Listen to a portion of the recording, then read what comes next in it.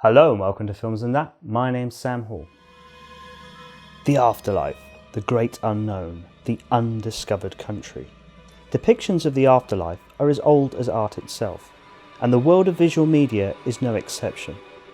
Most, of course, reinterpret the afterlife as an existing interpretation, most common being heaven and hell as is understood in the Abrahamic religions. Then there are ghosts, the dead whose spirits are torn between our world and the next. Occasionally we get to see something a little different, most recently in the form of Pixar's Coco, which is inspired by the Mexican Day of the Dead. It gave us a colourful, magical world of skeletons and flowers. The video game Grim Fandango was also inspired by the Day of the Dead, and in this there was more of a noir-esque Casablanca-style interpretation of the Mexican afterlife.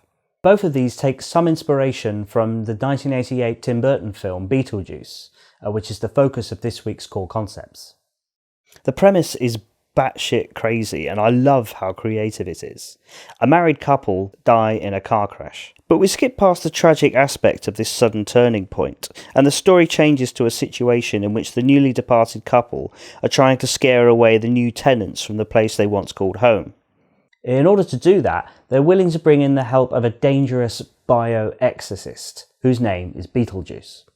But moving on from the story, I'd like to talk more about the depiction of the afterlife. In this world, the other side, we have a world where the laws of nature no longer apply and are replaced with laws of magic that are just as, if not even more, strict than those of the real world. Ghosts are housebound because they're attacked by monstrous sandworms if they try to leave. They can, if they so wish, travel to a kind of limbo world. Here they discover a Kafkaesque alien environment, more frightening in some ways than the sandworms that threaten them if they leave the house, because everyone around them acts like this new world is perfectly ordinary. Is this what happens when you die? This is what happens when you die. That is what happens when he dies. And that is what happens when they die. It's all very personal. This, for me, is where much of the joy I get from the film lies. In this afterlife, you have to be processed. You need the relevant paperwork, and you can be assigned a caseworker in a difficult, haunting situation. There are rules, a handbook. How you died in life is how you look in the afterlife. Ghosts that have been exorcised become condemned to a life of meaningless drifting through space. One character almost inadvertently speeds up this process of death for the dead when trying to summon our lovely married couple. The same character also makes a dry joke about how those who commit suicide become slaves in the afterlife. I just hope it wasn't yet another of your dreary suicide attempts. You know what they say about people who commit suicide? In the afterlife, they become civil servants. A joke that turns out to be true.